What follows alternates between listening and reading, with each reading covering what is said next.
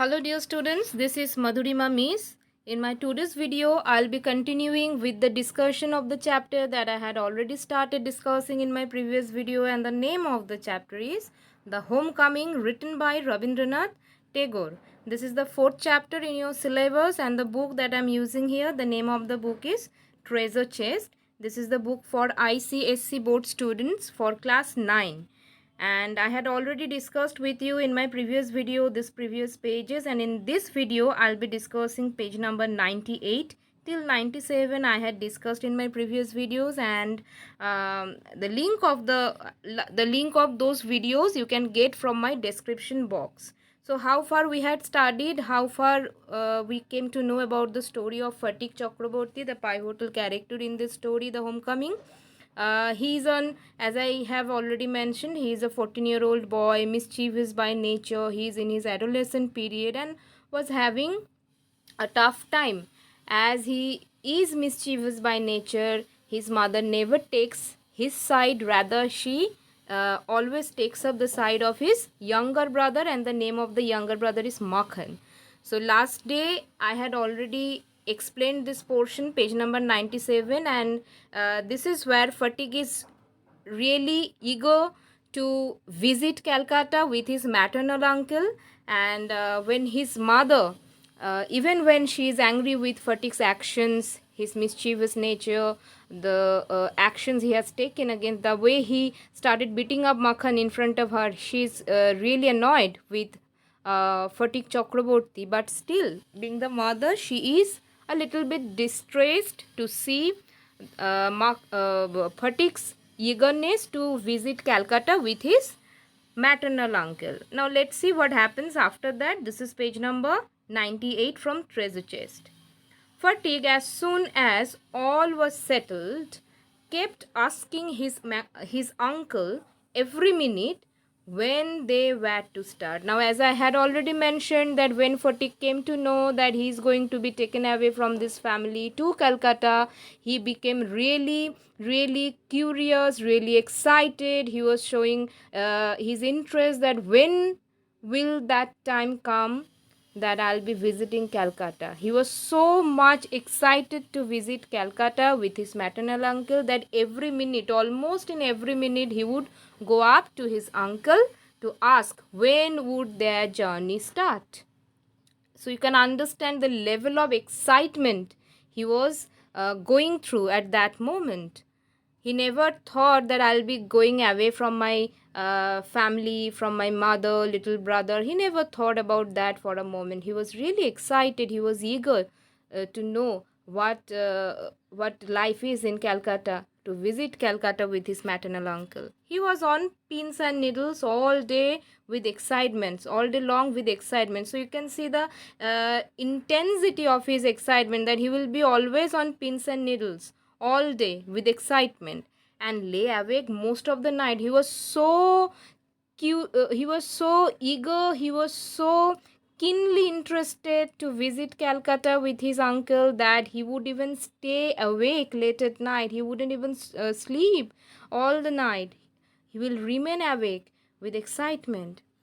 Then what happens? He bequeathed to Makhan in perpetuity his fishing rod, his big kite, and his marbles. So when you are bequeathing some things, to bequeath means to hand down.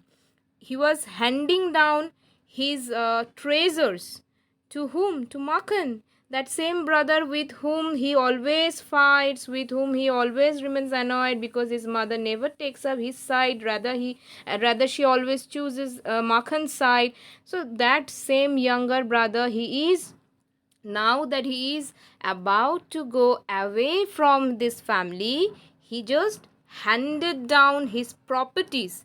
Okay, he handed down his properties to Makhan. What properties we are talking about? His fishing rod, number 1. Number 2, his big kite.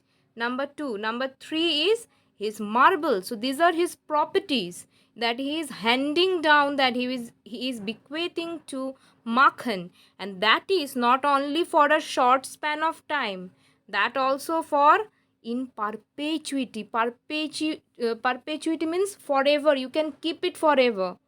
Okay, I'm giving it to you. It's not like you have to return it to me when I come back from Calcutta. He never thought about coming back of Calcutta. He's only thinking about going to Calcutta, visiting Calcutta. Okay, so you can understand he's mischievous by nature, he's naughty by nature, and definitely he is courageous. He didn't even think for a moment that I'll be away from my mother, I'll be away from my brother. He never thought about that. I'll be away from my friends in this friends from this village. He never thought about that. He had courage, definitely, and he was excited, he was eager to visit Calcutta, and all of that excitement kept him awake throughout the night. And he gave his fishing rod, big kite, and marbles to Makhan. He handed it down in perpetuity. In perpetuity means forever. You can keep it forever. You don't have to return it to me. Okay? Indeed, at this moment of departure, his generosity towards Makhan was unbounded. So now that he is about to departure, now that he is about to remain away from this family, his generosity, his kindness knew no bound. It was unbounded kindness, generosity that he showed, that he exhibited. Towards whom? Towards his younger brother Makhan, with whom he was having a fight a moment ago. Now that he got to know he will be staying away from this family, he showed generosity, and that is also, that knew no bound, the limit. It was limitless generosity that he showed. By what? By doing which action? By taking which action? By bequeathing, handing down his fishing rod, big kite, and his marbles to Makhan in perpetuity, means forever. You can keep it forever.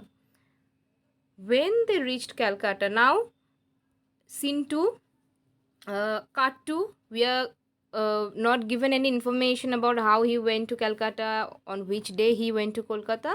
Cut 2, we are seeing Fatigue, our main character of the story, in Calcutta. He has reached there.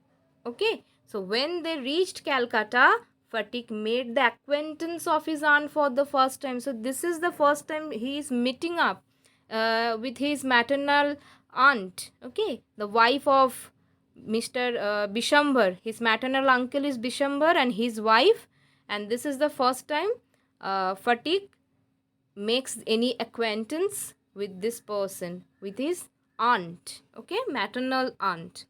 She was by no means pleased with this unnecessary addition to her family. Now she is definitely not happy.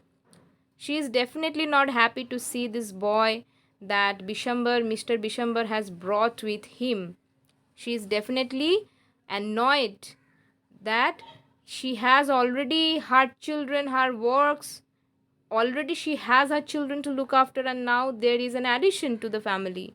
So her responsibility increased. Okay, she found her own 3 boys. So she already has 3 boys. Okay, so she found her own 3 boys quite enough to manage without taking on anyone else. So basically she already had 3 boys, and she thought that it was enough for her. Now another 4th boy, that was an unnecessary addition to the family, because already she was burdened with her responsibility of taking care of these 3 boys that she has. She already has 3 boys and she was burdened up. Now she has another. Now she has to take care of another boy. So definitely she was annoyed with Mr. Bishambar's decision to bring this village lad to his house, okay, in Calcutta. And to bring a village lad, so this is quote unquote a big problem for her, to bring a village lad of 14, means teenager, into their midst means among them, okay, among them, was terribly upsetting. Upsetting means that is causing her that is making her feel annoyed, irritated, because of this young boy who came from a village to Calcutta with Mr. Bishambar. Bishambar should really have thought twice before committing such an indiscretion. Indiscretion, something that is related to indiscreet decision. Indiscreet decision means unwise. The action was unwise as per the wife or as per the situation we can see that she already had the responsibility of taking care of these three boys on her own, since Mr. Bishambar always remains busy with his work, with his business. And definitely we know that fathers, they don't find too much time to look after the family, since they are already burdened up with their responsibility of taking care of financial status of the family. So definitely it is the mother who is always taking care of minimal requirements of the kids of the family. So definitely that's why she was unhappy, and she thought it was an unwise decision to take, to bring this village boy of 14 to Calcutta. Okay, in this world of human affairs, there is no worse nuisance than a boy at the age of 14. Why? 13 to 19 we consider it as boys or girls belonging to the teenager group. Okay, teenagers. So teenagers, they are going through lots and lots of physical changes, hormonal issues, and due to which they are neither a kid nor a man or a woman. So what happens, they are somewhat in their transitional period, and that is why they are neither as cute as a baby, neither they are not as obedient as a baby, and they are definitely not very wise or understanding like a grown up boy or a girl. So that is why a teenager, to deal with a teenager, they will have tantrum issues, they will show tantrums, they will not obey their elders always, and they are going in general, this teenage period, this adolescent period is considered the age of the period of storm and stress.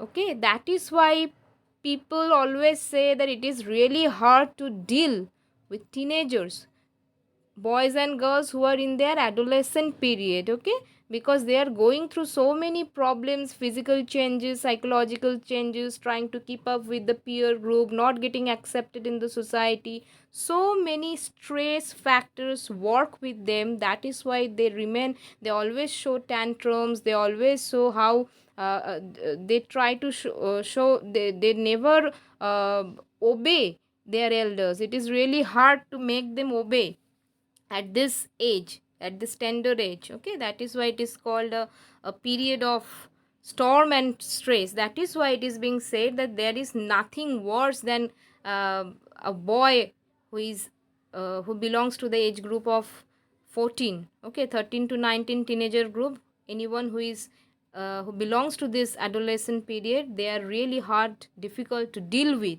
That is why it is the worst nuisance in the world. Okay, nuisance, worse nuisance to deal with. He is neither ornamental nor useful. Yes, that is what I was telling you. He is neither ornamental, not as cute as a baby, nor useful as a man.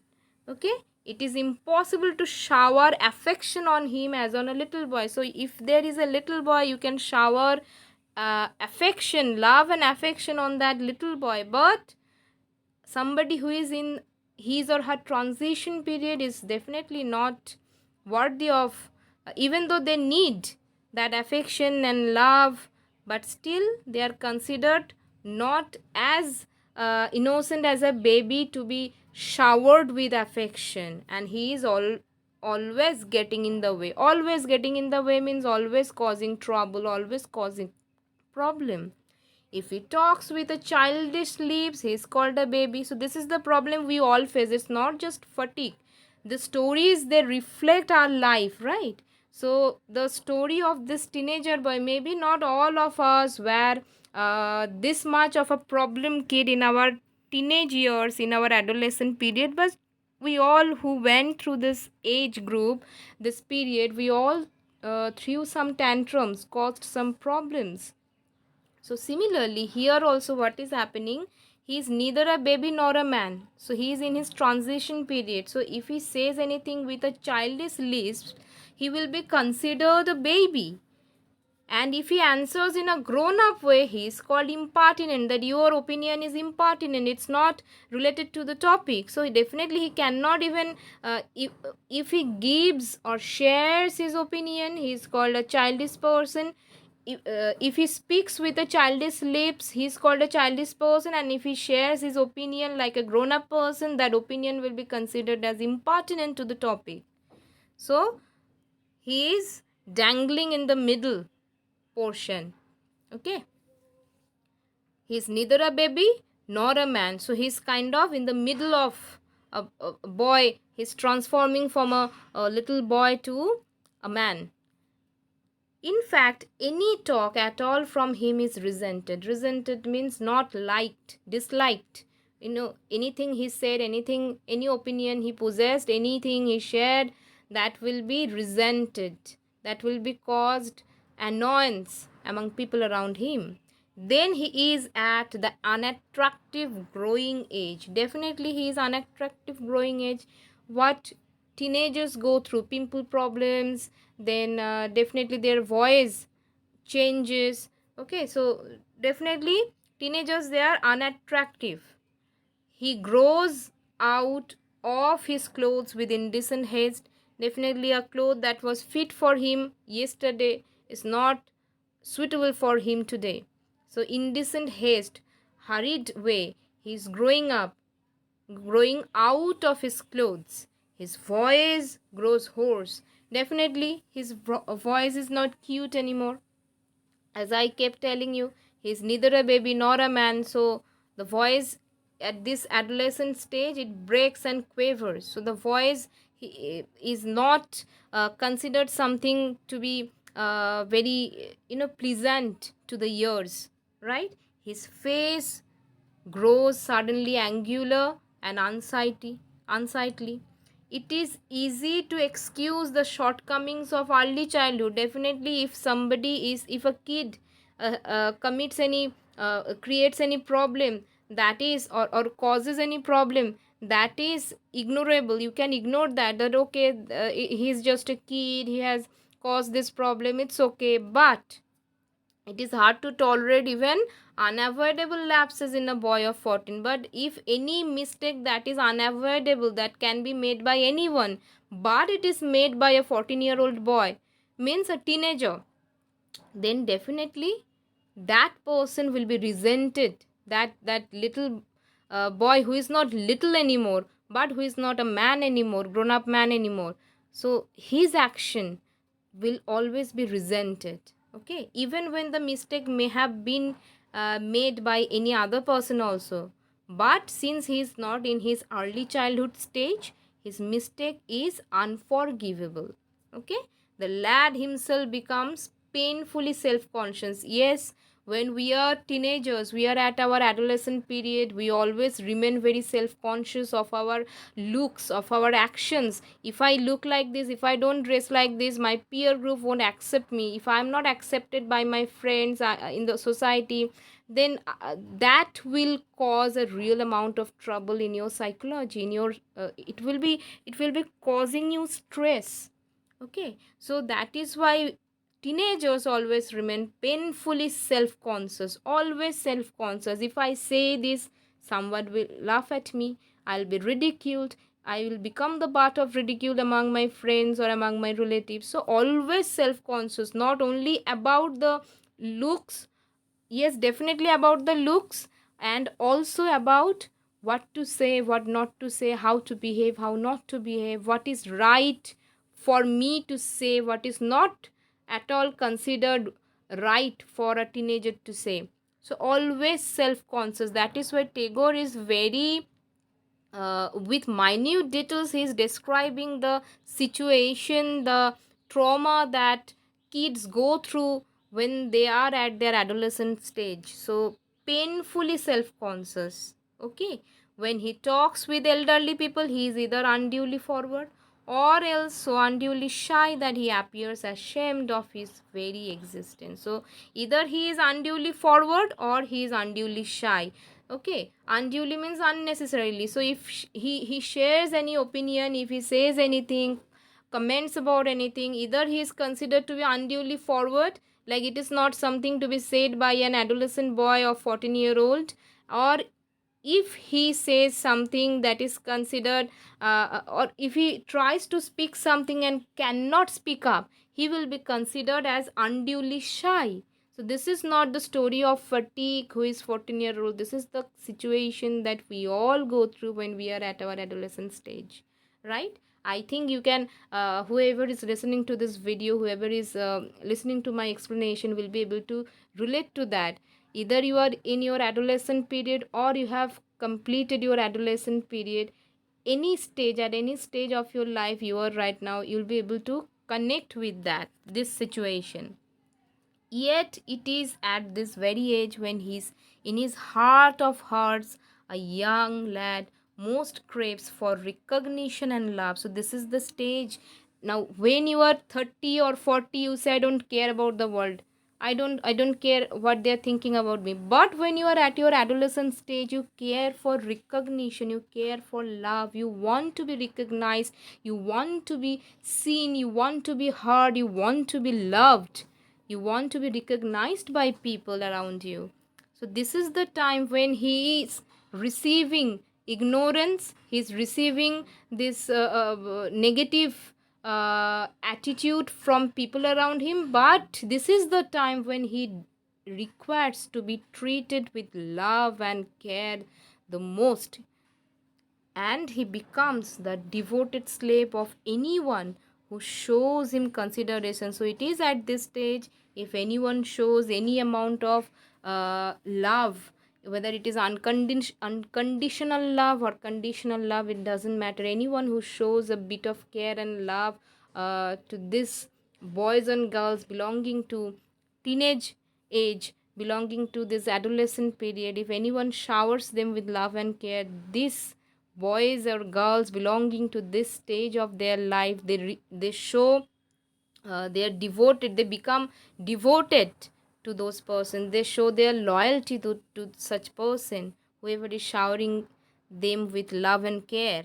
But none dare openly love him. Definitely you are not a kid when you are at your adolescent stage, so nobody will be there to show you love like they would love a kid, but they won't shower love and affection on a adolescent boy or a girl. For that would be regarded as undue indulgence. Undue indulgence means a boy who is at their adolescent period, they don't need that kind of love, so that will be called undue indulgence, okay, and therefore bad for the boy. So if you give them this much of attention, that is not needed, but in the heart of that teenage boy, of that teenage girl, they will always want that love and affection, okay. So what with scolding and chiding? Scolding and chiding, he becomes very much like a stray dog that has lost his master. So this is the condition of an adolescent boy or teenager boy or a girl. This is the story of Fatik Chakraborty. Fatik Chakraborty is a teenage boy, but this is also the story of each and every girl and boy belonging to adolescent period, or has gone through this adolescent period. So how Tagore is comparing the situation, it's like a stray dog who has lost his master. So he wants love and affection but cannot get it, since he is neither a boy nor a man, but in his transition period. So this is where the portion is ending on page number 98, and in my next video I'll come back with the explanation of whatever content is available on page number 99 of your book. And if you have liked the way I have explained, if you have understood the way I have explained, if you really think my videos are beneficial for you, don't forget to share my videos among your friends, don't forget to like my videos and subscribe my channel, so that you can get notifications whenever I upload any video regarding your syllabus. Thank you for watching my video today. Next day I'll be back with the next portion of this story. Thank you so much.